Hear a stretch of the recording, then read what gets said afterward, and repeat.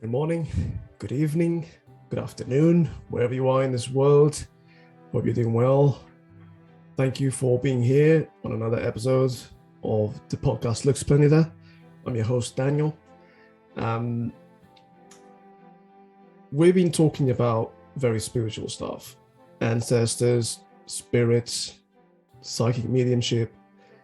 And one thing that is part of all these world, for lack of a better word, spirit guides. What are spirit guides? Now,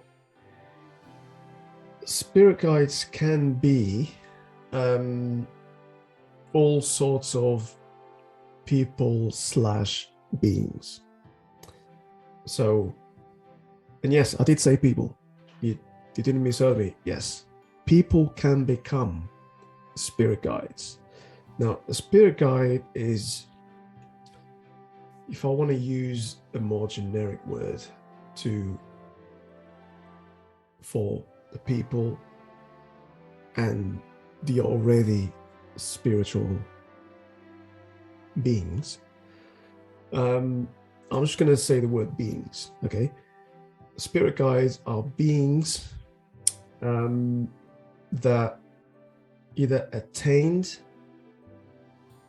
a certain level of consciousness, a certain level of energy, or they were born somehow with it, okay? Now, there's many names I can give that a lot of people will relate to. A lot of people will know who these are. So, one of the famous, so to speak, spirit guides is Buddha, okay? Jesus Christ, Metatron, okay? Now, Metatron was a person, if I'm not mistaken, was Enoch. I could be wrong, and if I am, I apologize, but it was Enoch. I'm just going to go with Enoch, okay? That when he passed away, he ascended, and then he was taken in as, by the archangels, and he became Metatron. So, not to be confused with Megatron from, the Autobots and Decepticons, okay? They're very different, okay? He's not a Transformer. So, Jesus Christ, Buddha, Metatron, it could be like Mother Teresa, for example, okay?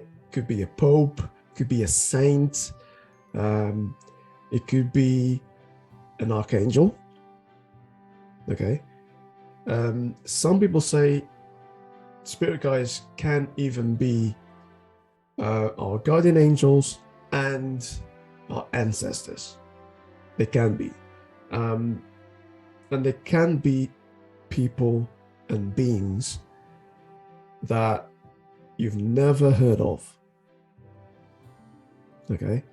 It could be a being from a different, super far reality that we can't, our human minds can't even comprehend, okay?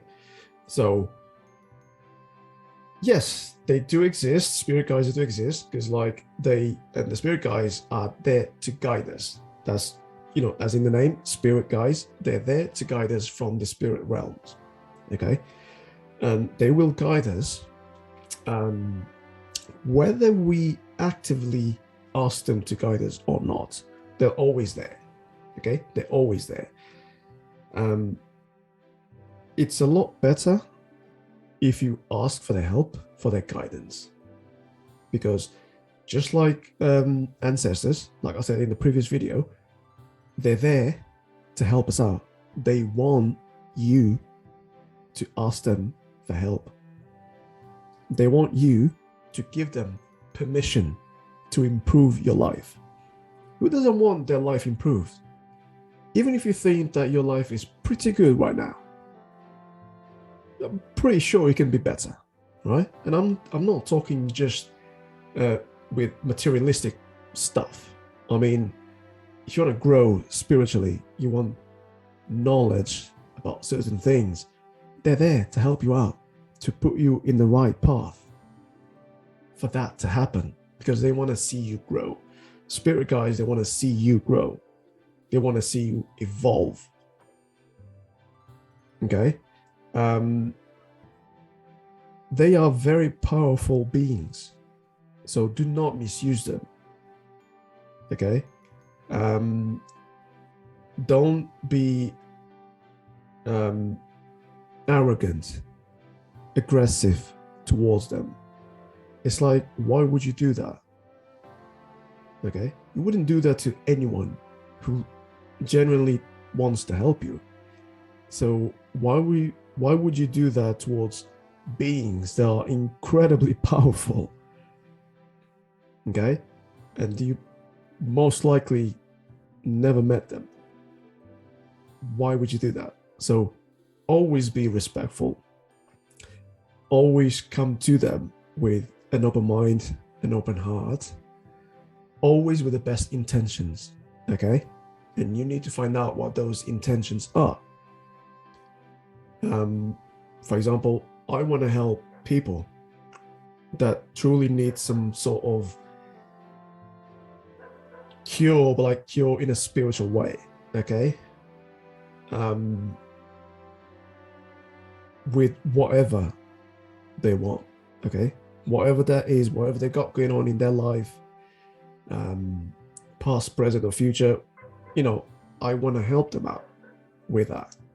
And so I always ask my spirit guides, my ancestors, guardian angels, archangels, to help me out, help them out. To help me, help them. Okay? And so it's okay for you to not want to contact them, or if you're scared or if you're afraid or whatever. Well, don't do it if you're afraid. Okay? It's never good. I will never advise anyone to contact their spirit guides out of fear. It doesn't work. Okay? It's like you're exercising in the gym or outside, but at the same time, you are enjoying a fast food meal. Burger, fried chicken, pizza, Chinese, whatever. Something fatty, something like a carb load.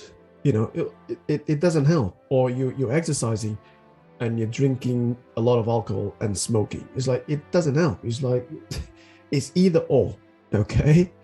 Well, preferably the healthier option, obviously. So,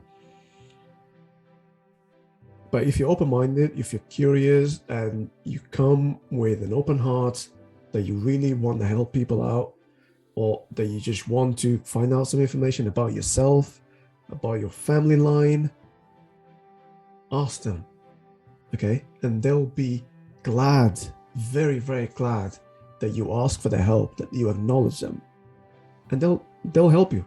It might not be in the way that you want, okay? Well, I want this and I want this now.